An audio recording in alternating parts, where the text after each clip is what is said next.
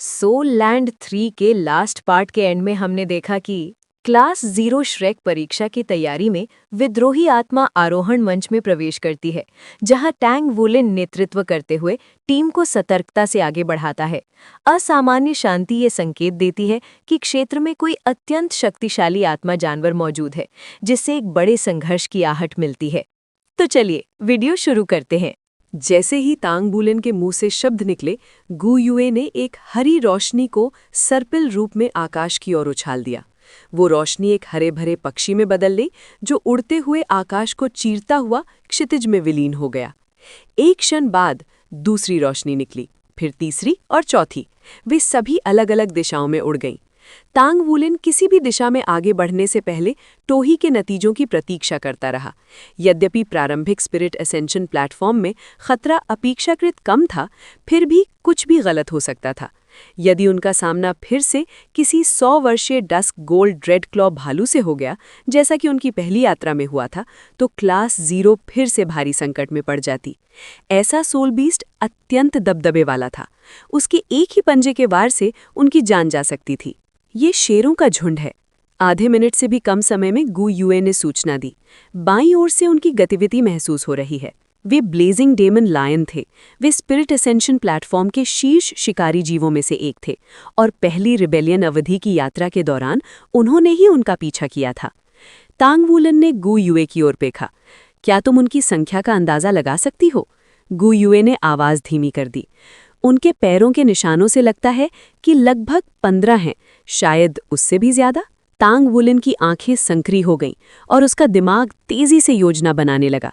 Blazing daemon lion का एक झुंड सामान्यतः एक ब्लेजिंग डेमन लायन किंग के नेतृत्व में होता था, जिसके साथ कई मादा शेरनियां होती थीं। बहुत संभव था कि राजा 1000 वर्षीय स्तर का हो। वहीं शेरनियों की ताकत का पता नहीं था। यदि वे भी 1000 वर्षीय स्तर की हुईं, तो उस झुंड से भिड़ना क्लास 0 के लिए बेहद कठिन हो जाता।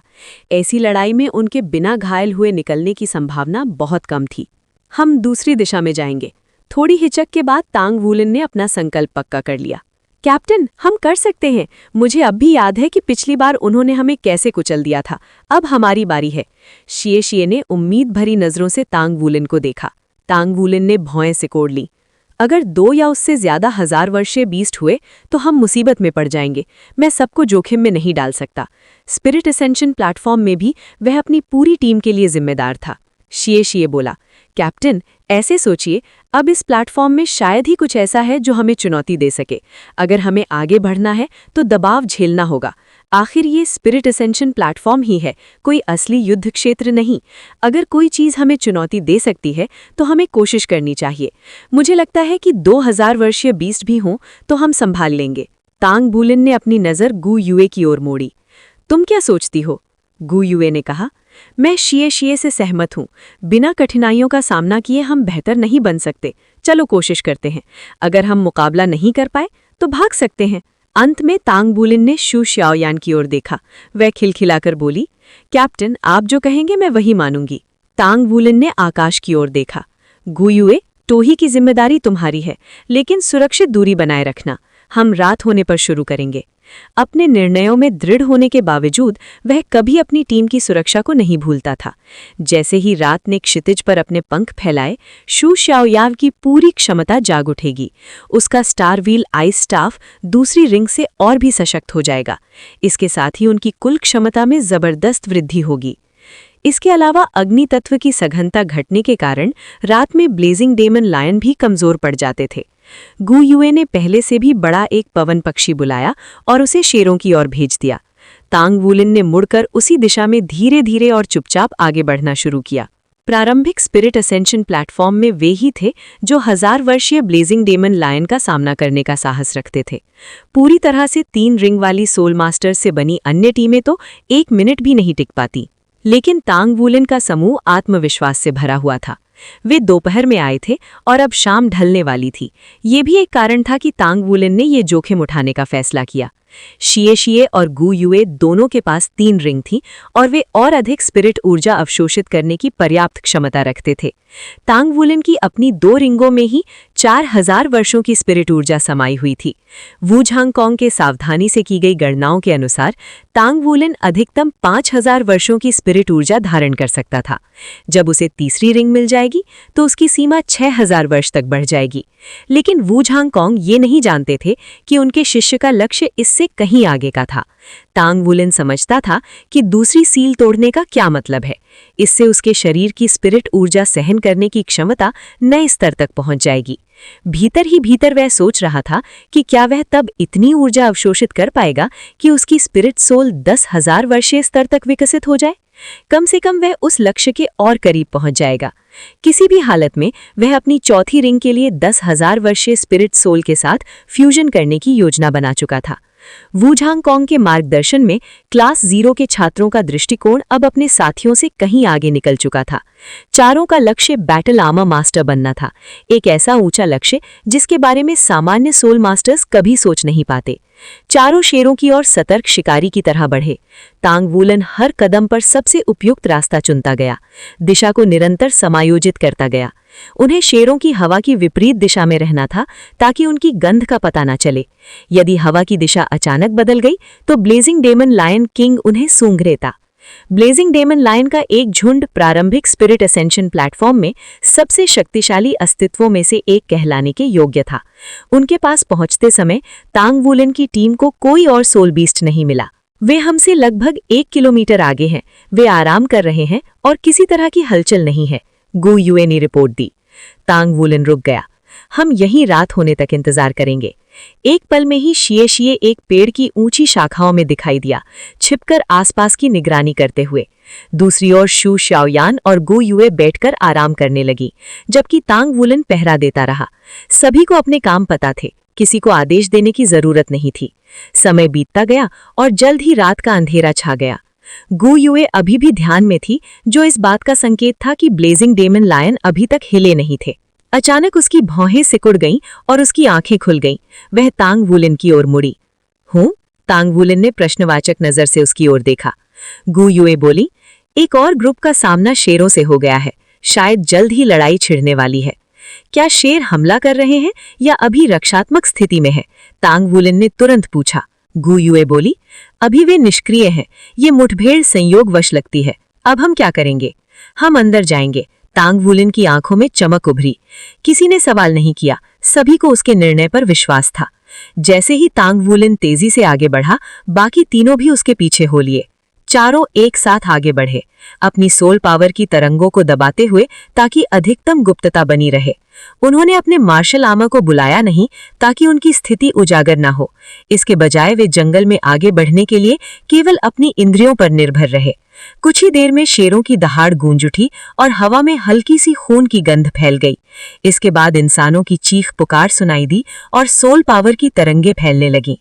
तांग वुलिन सीधे युद्ध क्षेत्र में नहीं घुसा, बल्कि उसकी बगल की ओर तेजी से बढ़ गया। दूरी से ही तांग वुलिन ब्लेजिंग डेमन लायन किंग की भव्य आकृति को साफ देख सकता था। इस समय वो 7 सोल मास्टर्स के एक समूह से युद्ध कर रहा था। उसने अपने साथियों को रुकने का संकेत दिया। दाहिना हाथ उठाते ही उसका बैंगनी सोल रिंग प्रकट हुआ, जिसकी चमक दबी हुई और मंद थी। उसने ब्लू सिल्वर ग्रास की एक बेल को मोटी शाखा के चारों ओर लपेटा और झूलते हुए ऊपर चढ़ गया। एक क्षण में उसने अपना सोल रिंग वापस बुला लिया। उसकी आंखों में बैंगनी चमक कौंधी, पर्पल डेमन आइज सक्रिय हो चुकी थीं। इस ऊंचाई से वो 200 मीटर के दायरे में सब कुछ देख सकता था और युद्ध का दृश्य उसके सामने पूरी तरह स्पष्ट था।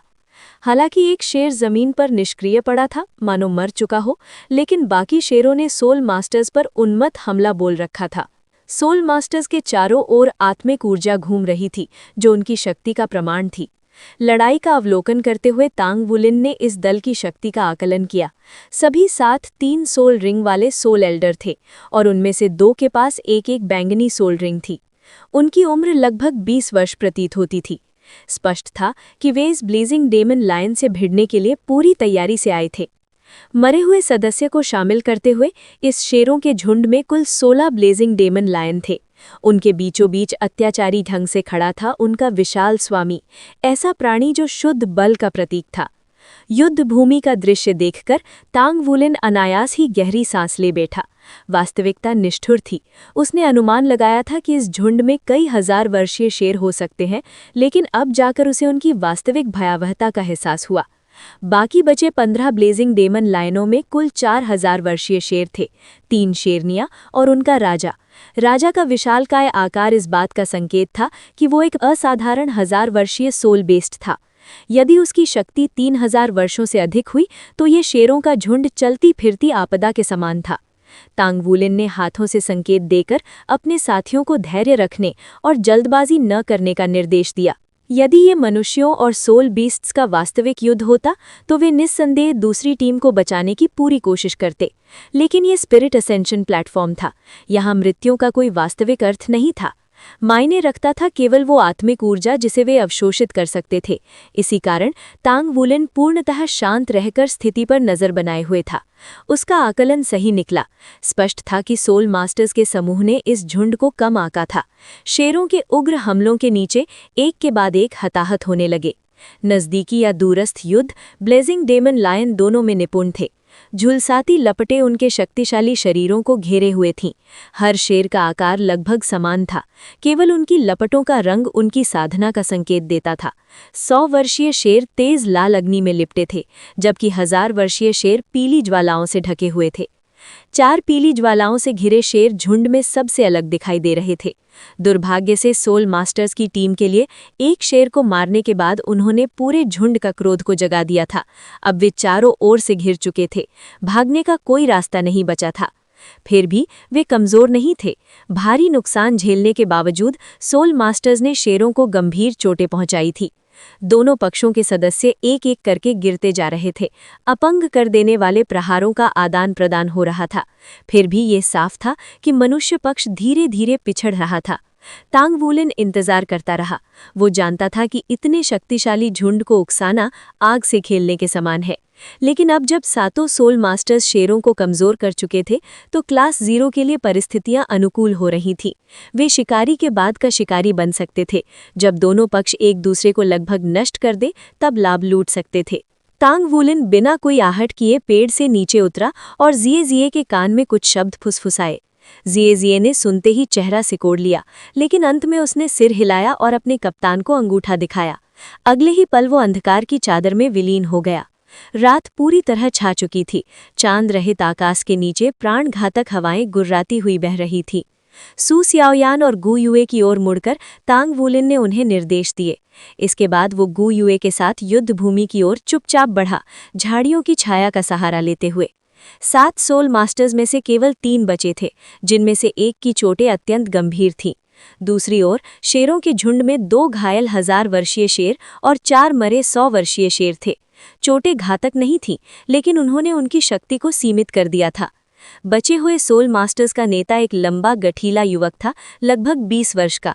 उसके सिर पर नुकीले पीले बाल थे और उसके मार्शल वॉल के प्रभाव से मांसपेशियां उभरी हुई थीं।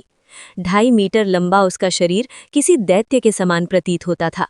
उसके हाथ में एक लंबी धातु की छड़ थी, 4 मीटर से भी अधिक लंबी, जिसके सिरे पर भारी उभार था। किनारों पर काली नसों जैसी रेखाएं दौड़ रही थीं। अपने लोहार अनुभव से तांग वुलिन समझ गया कि ये 100 रिफाइंड मेटल से बनी थी। इतने विशाल आकार के कारण उसका वजन कम से कम 500 किलोग्राम रहा होगा। यही युवक अग्रणी पंक्ति में डटा था। इसी कारण सोल मास्टर्स इतने समय तक टिक पाए थे और शेरों को घायल कर पाए थे। वो एक शक्ति प्रकार का सोल मास्टर था। हालांकि वो छड़ उसका मार्शल वॉल नहीं थी, फिर भी वो उसे थामे शेरों को पीछे धकेल रहा था। उसका शरीर पीली आभा से दमक रहा था। उसने जिस पहले शेर को मारा था उसकी खोपड़ी पूरी तरह चकनाचूर कर दी थी। इसी कारण शेष शेर उस पर विशेष रूप से सतर्क और केंद्रित थे। उसके बगल में एक युवती सफेद प्रकाश की ढालें बना रही थी, जो शेरों के हमलों से उसकी रक्षा कर रही थी। फिर भी थकान उस पर हावी हो चुकी थी। उसके मुंह के कोने से खून बह रहा था और उसकी ढालें धीरे धीरे कमजोर पड़ रही थी। भैया कुन, अब मैं और नहीं टिक सकती, लड़की ने घबराहट में कहा।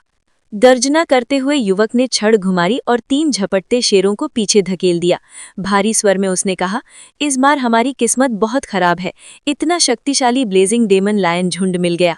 तुम लोग पहले निकल जाओ, मैं बदला लेने के लिए 1-2 और मार दूंगा। लड़की ने सिर हिलाया और अपने हाथ की पुष्ट पर लगे एस्केप बटन को दबाया। स्पिरिट असेंशन प्लेटफॉर्म में महसूस होने वाला दर्द कोई मजाक नहीं था। कोई भी शेरों द्वारा चीर फाड़े जाने का अनुभव नहीं चाहता था। वो प्रकाश की चमक में गायब हो गई। विशाल युवक के अलावा केवल एक पतला फुर्तीला सोल मास्टर बचा था। अचानक 1000 वर्षीय ब्लेजिंग डेमन लायन किंग ने शक्तिशाली छलांग लगाई। युवक ने भी दहाड़ कर उत्तर दिया। उसके शरीर से पीली रोशनी फूट पड़ी, नसें उभर आईं और उसने पूरी शक्ति से छड़ घुमाई। लेकिन लायन किंग चालाक था। वो हमला केवल एक छलावा था। हवा में ही उसने दिशा बदल ली। स्पष्ट था कि ये वो अकेले नहीं कर सकता था। नहीं, उसे एक 1000 वर्षीय शेरनी की सहायता मिली थी। शेरनी ने कूदकर राजा के शरीर से टकराव किया, जिससे दोनों की दिशा बदल गई और पूरा बल फुर्तीले सोल मास्टर पर जा पड़ा। ये परिवर्तन इतना अचानक था कि वो प्रतिक्रिया तक न कर सका। वो पल भर में ही लाल लपटों में घिर गया। उसने बस किसी तरह एस्केप बटन दबाया। अंत में उस समूह का केवल नेता ही बचा था। जब वो निराशा में डूबकर मृत्यु तक लड़ने का निश्चय करने ही वाला था, तभी दूर से एक नीली बेल बिजली की तरह आगे बढ़ी। बेलें जमीन से फूटकर उग्र सोल बीस्ट्स को जकड़ लिया। हर बेल बच्चे की बाह जितनी मोटी थी, पारदर्शक क्रिस्टल की तरह चमक रही थी। उनके भीतर हल्की हल्की रोशनियां झिलमिला रही थी। ब्लेजिंग डेमन लायनों का झुंड एक पल के लिए ठिठक गया। उनकी गतियां बंध गई। ऐसा अवसर हाथ से जाने देना पाप होता। बिना एक पल गवाए युवक आगे झपटा और एक 100 वर्षीय सोल बीस्ट की खोपड़ी चकनाचूर कर दी। उसका मस्तिष्क हवा में बिखर गया। बिजली की गति से वो मुड़ा और एक 1000 वर्षीय शेरनी के सिर पर भीषण प्रहार किया। ब्लेजिंग डेमन लायनों ने नीली बेलों को जलाने के लिए अग्नि बुलाई। दुर्भाग्य से उनके लिए बेलें जलकर राख होने से पहले ही अपना जकड़न छोड़ चुकी थीं। गर्जना करते हुए भव्य 1000 वर्षीय ब्लेजिंग डेमन लायन किंग युवक पर झपटा, लेकिन एक सुनहरी बेल ने उसे जकड़ लिया। अन्य शेर लगातार हमला करते रहे, पर उनकी संयुक्त शक्ति भी राजा के सामने फीकी पड़ गई। उसी क्षण बर्फीली नीली रोशनियां आकाश से बरसी, मानो स्वर्ग का दंड हो। अग्नि और हिम एक दूसरे के जन्मजात शत्रु थे। आधे मीटर लंबे बर्फीले शूल मृत्यु के दूतों की तरह थे, जिन्होंने शेरों को अपनी रक्षा के लिए सबसे तीव्र ज्वालाएं उगलने पर मजबूर कर दिया। फिर भी दहकती हवा भी ठंडी पड़ती जा रही थी। क्रोध और प्रतिशोध से प्रेरित उस विशालकाय युवक ने अपना भारी गदा घुमाकर और 2 शेरों को धाराशायी कर दिया। अनगिनत हमलों के कारण उसका शरीर पहले ही झुलसकर काला पड़ चुका था। उसके चारों ओर फैली आत्मिक शक्ति की चमक तेजी से मध्यम होती जा रही थी, जैसे जैसे उसकी ताकत उसका साथ छोड़ रही थी। उसी क्षण उसने उस दिशा से तेजी से आती एक आकृति देखी, जहां पहले सुनहरी लता उगी थी। जैसे जैसे वो आकृति पास आई, जमीन पर नीली आभा फैल गई और भी मोटी लताएं फूट पड़ी। वे इतनी मजबूत थीं कि शेरों की ज्वाला ढाले भी उन्हें रोक न सकी। पल भर में ही 100 वर्षीय शेर अकड़ गए और दहाड़ उठे, क्योंकि लताओं ने उनके पेट बेध दिए थे। ये भी स्पष्ट था कि ब्लू सिल्वर ग्रास की सीमा में आने वाला हर शेर क्षण भर के लिए धीमा पड़ गया था। उसी पल पास आती आकृति आकाश से गिरकर ब्लेजिंग डेमन लायन किंग की पीठ पर जा उतरी। शेर के शरीर पर लपटें धधक रही थीं, पर उनकी परवाह किए बिना उसने अपनी दाहिनी भुजा को सुनहरे पंजे में बदल लिया और शेर राजा का सिर जकड़ लिया। लायन किंग ने शरीर झटकते हुए सुनहरी लता से खुद को छुड़ाने की कोशिश की। इसी तरह बाकी शेर भी अपनी जकड़न से मुक्त हो गए और उनकी दृष्टि मजबूत युवक से हटकर अब उस नौजवान पर जा टिकी जो लायन किंग की पीठ पर सवार था। ब्लेजिंग डेमन लायन किंग कांपा, फिर भारी धमाके के साथ ढह गया। तांग वूलिन ने उसकी रीढ़ तोड़ दी थी, जिससे मरते समय भी संघर्ष करने का अवसर उसे न मिला। यदि वो मजबूत युवक ध्यान भटकाने का उपयुक्त अवसर न देता, तो तांग वूलिन इतनी सहजता से लायन किंग को नहीं मार पाता और परिणाम बिल्कुल अलग हो सकता था। आग के गोले तांग वूलिन की ओर झपटे, पर वो तैयार था। उसके नीचे अचानक सुनहरी लता उभरी और उसे स्प्रिंग की तरह उछालकर आकाश में पहुंचा दिया।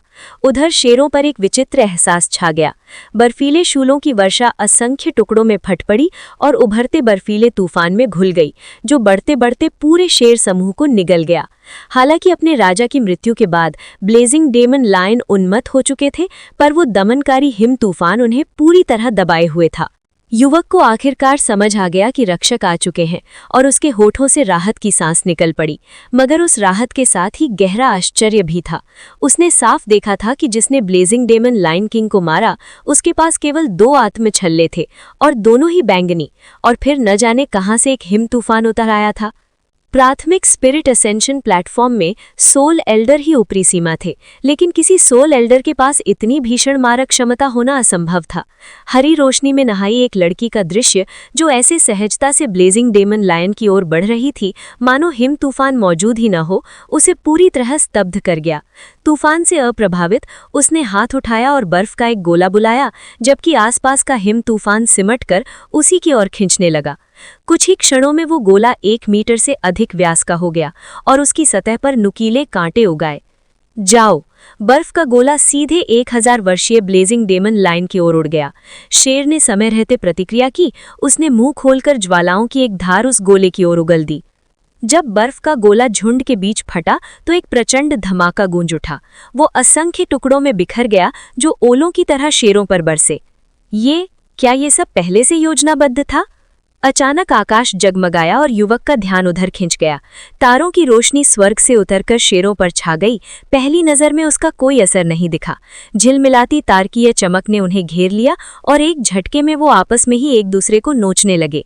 उस क्षण हिम तूफान के भीतर आग भड़की, पर कोई भी ज्वाला सही लक्ष्य तक नहीं पहुंची। चोटें सिर्फ शेरों को ही लगी। नीली लताएं फिर से सरकती हुई निकली और शेरों को बांध लिया। वही आकृति फिर उतरी और अपने ड्रैगन पंजे से एक और शेर का सिर जकड़ लिया। किसका इंतजार कर रहे हो? तांग वुलिन ने पूछा। अपनी स्तब्धता से उबरकर युवक ने अपनी विशाल गदा संभाली और फिर से युद्ध में कूद पड़ा। अपनी दबदबे वाली शक्ति के साथ बचे खुचे ब्लेजिंग डेमन लायन जल्द ही काबू में आ गए और एक एक करके समाप्त कर दिए गए। युवक को इस संघार में अजीब सी तृप्ति मिल रही थी। हर टूटी खोपड़ी के साथ वो अपना और क्रोध उंडेग रहा था।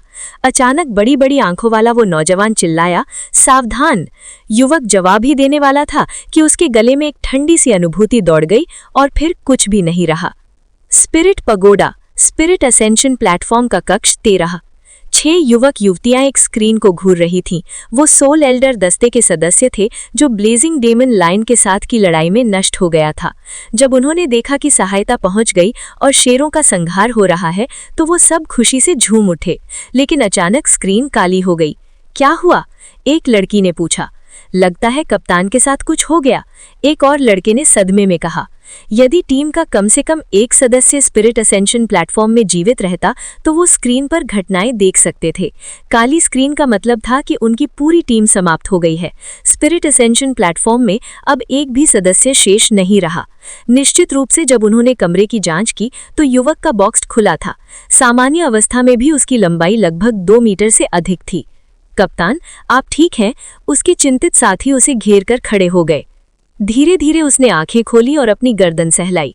मैं ठीक हूँ। कप्तान, आपकी मौत कैसे हुई? क्या आपने शेरों को खत्म नहीं कर दिया था? एक लड़की ने उलझन में पूछा। युवक को भी उतना ही भ्रमित भाव दिखा। मुझे भी यकीन नहीं है। जिन सोल मास्टर्स ने मुझे बचाया वो बेहद शक्तिशाली थे। जैसे ही उनमें से एक ने मुझे सावधान कहा, मैं मर गया। शायद कोई और शक्तिशाली आत्म पशु आ गया होगा। खैर, जो भी हो, कम से कम उनकी मदद से मैंने तुम्हारा बदला ले लिया। इस बार मेरी ही गलती थी। मैंने ब्लेजिंग डेमन लायन के झुंड की ताकत को कम आंका और तुम सबको विनाश की ओर ले गया। माफी के तौर पर मैं तुम सबको डिनर पर ले चलूंगा।